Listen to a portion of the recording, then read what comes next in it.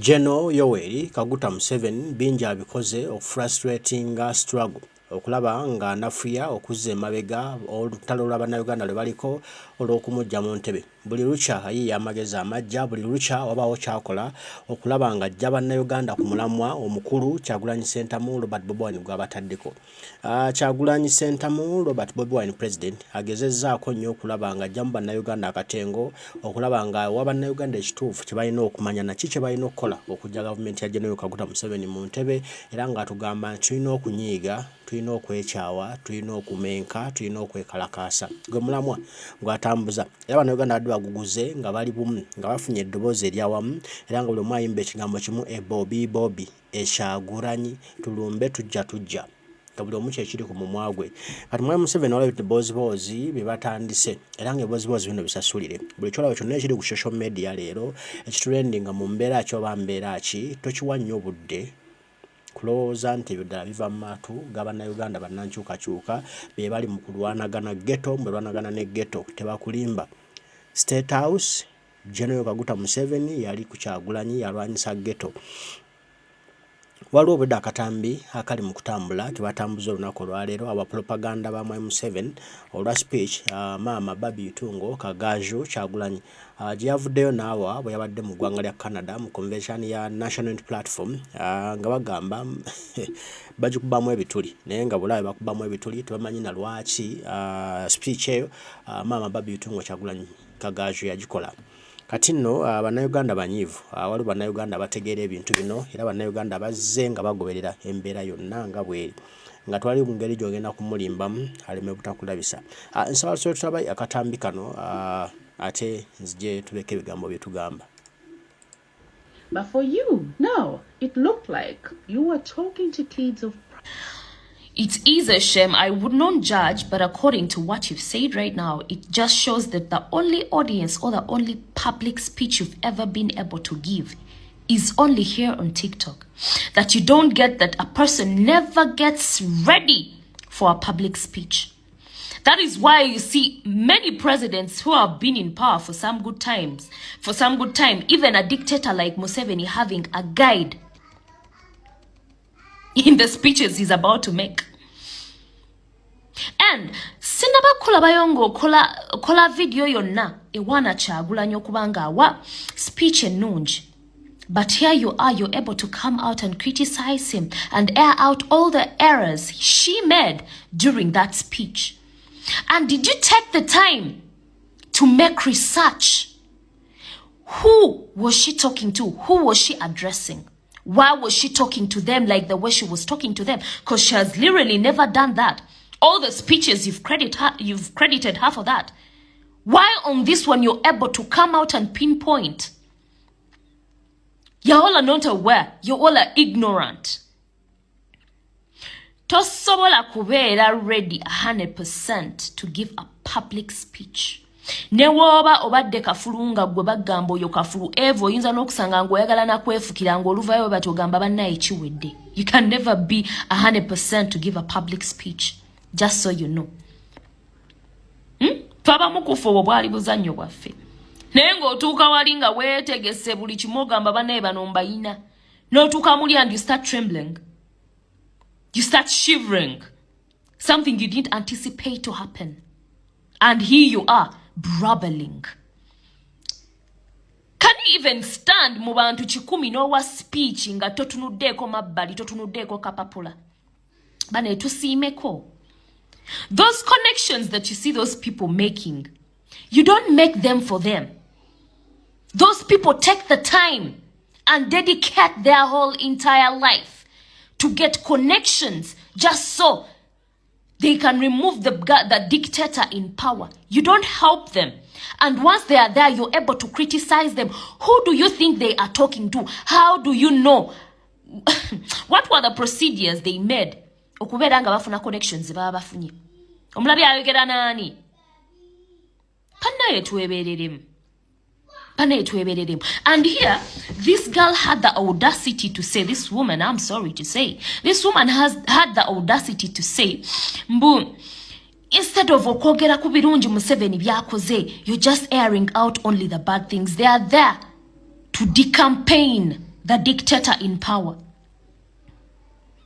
If you need help and you're seeking help from other countries, and you ain't supposed, we don't expect Barbie Kyagulanyi fenga abategeera okubanga ali mu kuwaayo birungi Museveni byakoze ate era teri candidate yenna yali akikoze.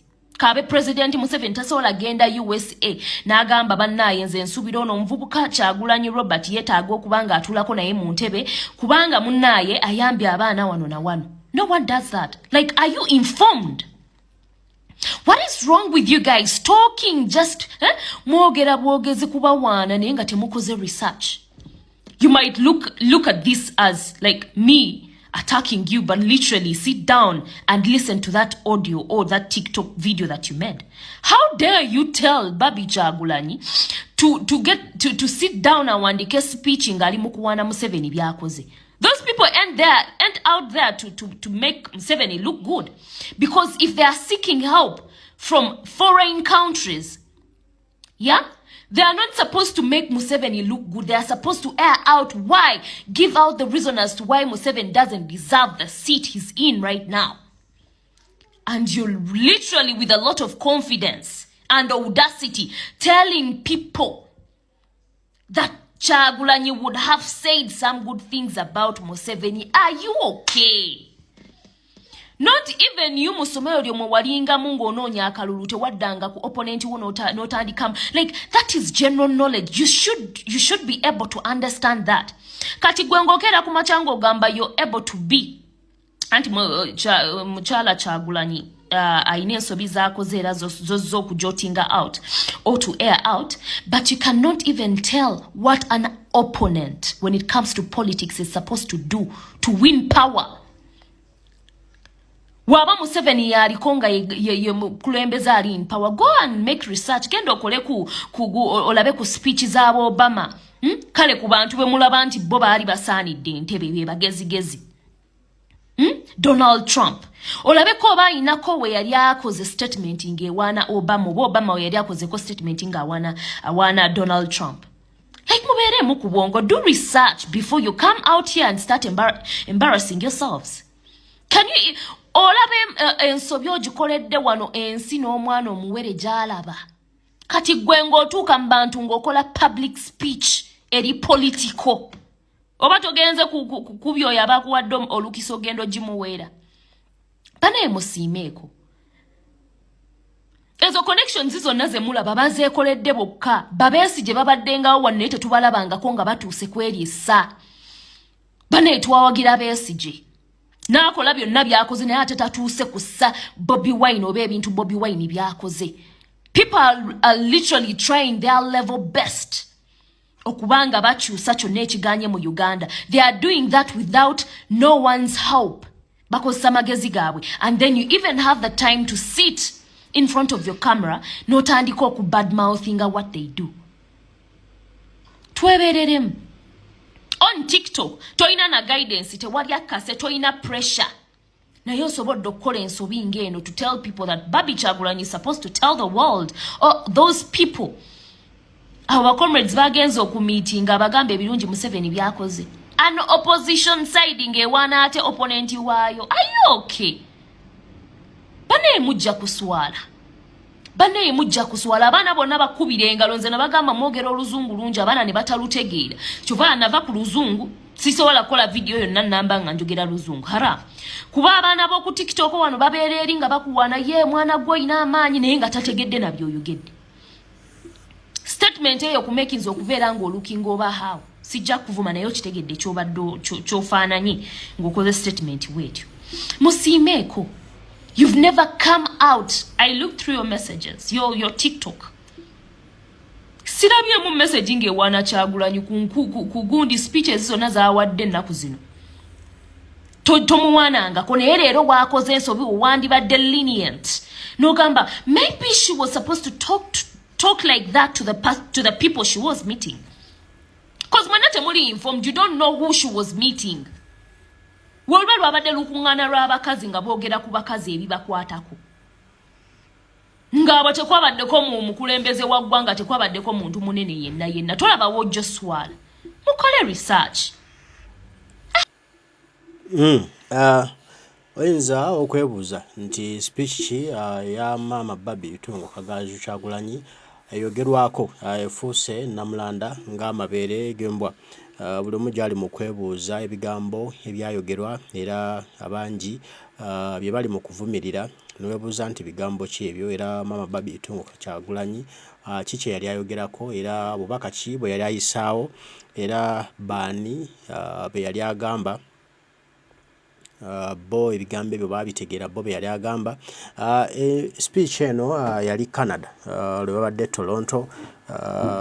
Maama Barbie Itungo Kyagulanyi bwe yayogera mu lukuŋŋaana lwa bannayuganda ab'e Canada ng'agezaako okubuulira abakyala ng'era abeebaza omulimu gwe bakoze bo ng'abakyala b'e Canada okwenyigira direct mu kukyusa obukulembeze obw'eggwanga lyabwe Uganda. Era nti bo bennyini bye balina okukolera ddala omulimu ogwo tewali mulala ayinza gubakolera wabula abakyala bye balina okwenyigiriramu ddala wakati okulaba nga Uganda etereera okulaba nga Uganda efuna obwenkanya obwegwanidde okufuna.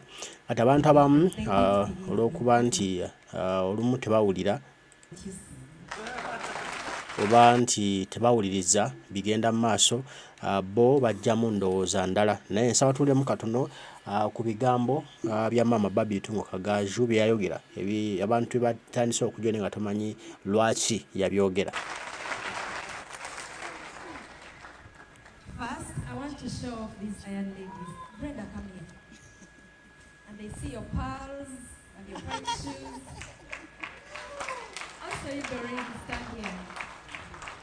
I have always told people that if a woman is at the top of the leadership of anything, the job will be done so neatly that you won't believe it's just a woman that did it.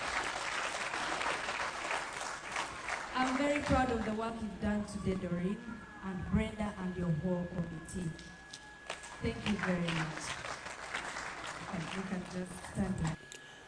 Njagadde mbalaga akantu kano maama Barbie Itungo Kagaju Kyagulanyi speech eno yali agikola nga yeebaza abakyala bano ng'agezaako okuzzaamu essuubi mu bakyala bannakazadde b'ensi yonna gye bali nti wadde oli mukyala naye osobola okukikola ate omukyala bw'abanga akikuttemu ekintu kiyitirira kubanga akikola n'obulamu bwe bwonna akikola n'okwagala kwonna. Ffenna tukimanyi naturally abakyala ebintu bye bakola babikola for care, love others. Bakikola nga bafaayo eri abalala obutabalumya okubasanyusa okubalabirira bo bwe bati naturally bali abakyala. Kati kye yali aligezaawo okukolaga maama Barbie Itungo nti singa abakyala tubateeka mu bifo bwe biti ne tubawa omwagaanya okukola bye bateekeddwa okukola Uganda ejja kuba better way okusinga ne bwe tugiraba olunaku olwaleero okusinga n'amawanga gannaggwadde agaakulaakulana. So yali azzaamu bakyala maanyi nti musobola in case bakuwadde obuvunaanyizibwa somewhere obuvunaanyizibwa obukole n'amaanyi go gonna ojja kumaliriza nga Uganda ogigaseeko ettaffaali ddene. Kati abantu abamu olw'okuba nga tebawuliriza tebafaayo kumanya mulamwa lwaki yayogedde mu njogera bw'etyo bo nga bakitwala nti byayogedde temuli nga boogera bingi okusinziira ku bo entegeera yaabwe naye ng'omulamwa gwali nti kuzzaamu bakyala maanyi kuba enkalajinga nti n'omukyala osobola okubaako ky'okola ne kiba ky'amaanyi ne kisukkuluma ku ky'abalala we waali omulamwa. Ne kati abantu abasinga balanse kikozesanga okulwanyisa maama Barbie n'okumuvvoola n'okumuyisaamu amaaso n'abo bagule basaswe kola ekyo kye bali mu kukola olunaku olwaleero tubeegendereze tubabeere wala. Mbaagala nnyo mwenna abaliko mwebale kubeerako mwebale kutwagala mwebale kutugoberera bintu bingi tujja kuba tubikolanga naye kamaleyo ka speech ka maama Barbie tulina kusigalamu na Toma tutegere ddala kye yayogerako abo batambuzaako akakiriki akatono bamanye nti nno emboozi yali nnene. I want to give a message to Doreen and Brenda. So now that you are at the top of the leadership of this area and all these people are in your leadership, I want to send you. Remember to always remind your people that they have to go knocking on every administration office here to tell the people who lead this country what exactly is happening back home. You know, when Museveni came to power in 1986, he made it his sole duty to go to the leaders in the Western countries, specifically in America. He knocked at Ronald Reagan's, President Ronald Reagan's office. He was there every year for 3 consecutive years. And he employed Reagan's son-in-law to help him cleanse his name in America. Museveni knew which doors to knock at and what to use it for. You need to learn. Kansoke nfune bulungi eddoboozi lijjebere nga livayo bulungi ebigambo bya maama Barbie Itungo Kagaju Kyagulanyi musobola okuba nga mubiwulira fit tutambulire wamu kuba ndaba tebiwulikika bulungi njagala abantu babiwulire mumanye eddala ekituufu kyayogera okusinga abantu amakutambuza bebatalinaako omutwe n'amagulu era balina ebigendererwa byabwe bye bali mu kuyisaawo naye tuleme kubeera kutwalibwa abamu olw'ebyabwe abasasulwa okukola ekyo kye bakola naye tusigale nga tulaga bannansi ekituufu kyennyini ekirina okukolebwa tugenda okujja Uganda yaffe mu ddubi awe tuli ate n'okusobola okulaba nti tutereeza Uganda eno etunyumire bulungi ffenna nze naawe. Tuli ku katambi kano akafuuse Namulanda ku mutimbagano buli omu ke yeesibyeko buli omu kayogerako ebigambo maama Barbie Itungo Kagaju Kyagulanyi bye yayogedde bwe yabadde awali Canada Toronto. Njagala tufune bulungi ebigambo bye ng'ate eddoboozi tuliwulira bulungi kuba bangi bali mu kubyekwasa naye nga tebamanyi mulamwa gwaliko kiki yali ayogera kiki yali ayisaawo lwaki yasalawo okwogera bw'atyo naye nga bo bakozesanga fighting tool okulwanyisa President Kyagulanyi Ssentamu Robert Bobi Wine ne maama Barbie Itungo Kagaju ko n'okulwanyisa struggle okugimenyaamenya naye ate nsuubira tulabayo nnyo okubasinga bo nga bwe balowooza nti nno ffe tulabayo. Okay, kati kanjibawo speech bulungi mugiwulire kuba bali tewulirika bulungi wali. That when they come to Canada and see something different, they didn't believe me and they listened.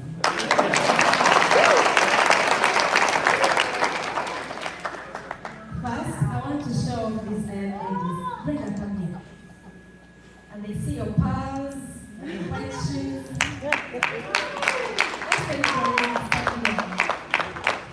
I have always told people that if a woman is at the top of the leadership of anything, the job will be done so neatly that you won't believe it's just a woman. I'm very proud of the work you've done today, Doreen, and Brenda and your whole committee. Thank you very much. I want to give a message to Doreen and Brenda. So now that you are at the top of the leadership of this area, and all these people are in your leadership, I want to send you. Remember to always remind your people that they have to go knocking on every administration office here to tell the people who lead this country what exactly is happening back there. That is right.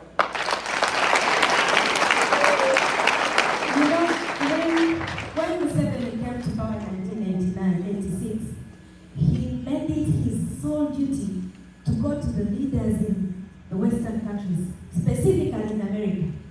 He knocked at Ronald Reagan's, President Ronald Reagan's office. He was there every year for 3 consecutive years. And he employed Reagan's son-in-law to help him cleanse his name in America. Museveni knew which doors to knock at and what to use it for. You need to learn that. We have to undo that. He has lied for so long, and he has lied to the people who support our country. The people who give us financial aid, the people who give us military aid, the people who open markets for us. I hear Goa has not been allowed to sell textile anymore. They have closed that. Knock on every door and remind them that they are dealing with a dictator. He is a killer. He is a thief. Museveni is a thief. Museveni started stealing in 1980.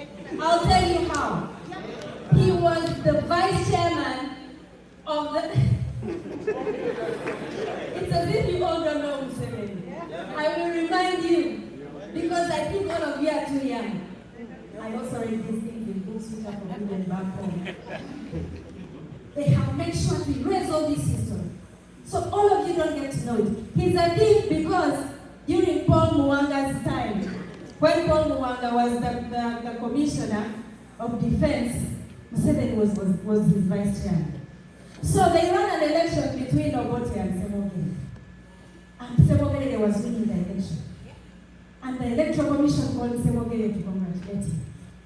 And then Muwanga, with the help of Museveni, went and told the Electoral Commission to stop whatever they were doing. They involved themselves in the election immediately. And they announced Obote as the winner. Museveni has been stealing the votes since 1980.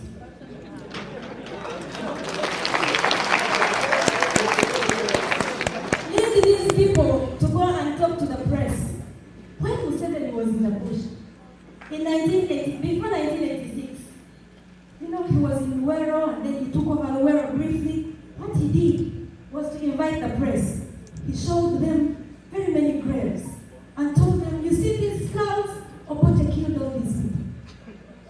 The press he called was from the UK.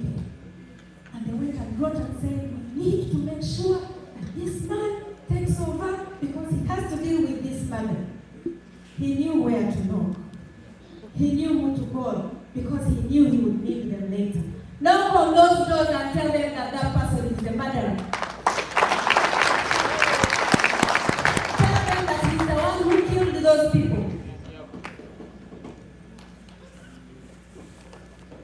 And when Museveni saw him in 1986, he brought the same press. You know what headlines they ran? They ran headlines like, peaceful gorilla and the 14-year-old killings and violence in Uganda.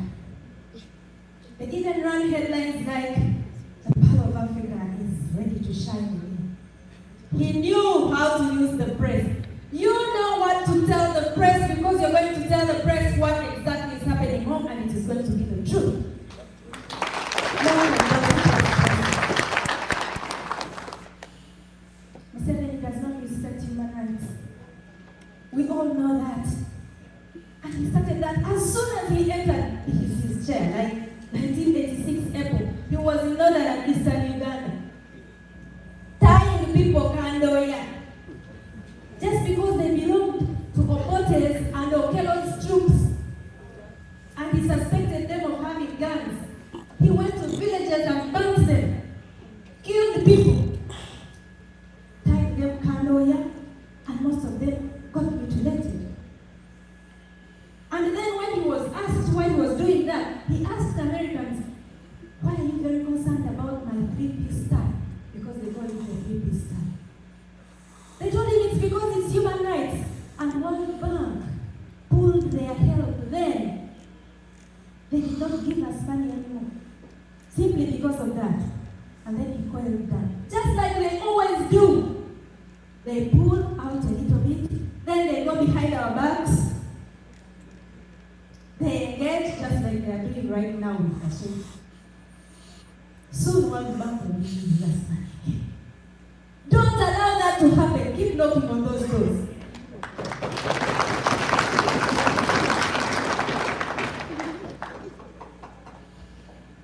I want to thank you for your leadership.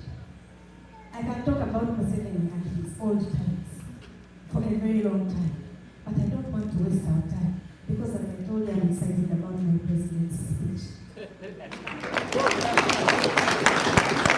I am just telling you to please keep knocking on those doors.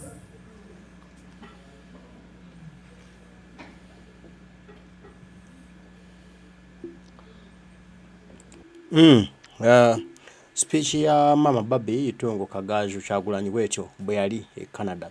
Yali yagisubwa abadde alimbwalimbwa gwali watakamu ebibozibozi ebitagatta kati naawe gatta. Oliro Barbie yayogera tebiri ku struggle oba tebyagala kujjako mu Museveni. Era owulire bw'ayogedde ku Bobbi bwa Museveni okuva eri myaka gy'ekinaana bwe yabbira akalulu omuntu atali nakuba president ate n'amaani alwana ng'alwanyisa ekibba bululu oludde nga yabbadde obululu. Omanyani yaleta okubba obululu mu ggwanga lya Uganda. Ye founder ye yakitandika ekyokubba obululu yanayonoona ensi yaffe okutuuka bweri olwaleero. Bw'agamba nti mugende mwogera amazima Museveni byakola bannayuganda nga mubigamba bannamawulire nga mubigamba abo abamuwa ensimbi. Ne World Bank temugikkiriza kuddamu kwa Museveni nsimbi kuba baakikolako n'amaani baddamu ne bazita ne bazimuwa. Kati kuno temugiwa kaaganya kuddamu kukikola. Oli n'agamba mu n'ebigambo temuli. Gwe oba oliko ekikyamu. Awo be bagule abasasuddwa ensimbi okuzza sitwaga emabega bwe tulina okwekenneenya. Naye twebeereremu. Nebaza muganda wange asobodde okwawa omukyalo oyo n'abadde balowooza ng'omukyalo oyo obubaka obagwanidde. Mbaagala nnyo bataayi bange. Abamu tujja kuddamu ffe tuwaye ebigambo byaffe. Omukama tunasaba bankuumire mweraba.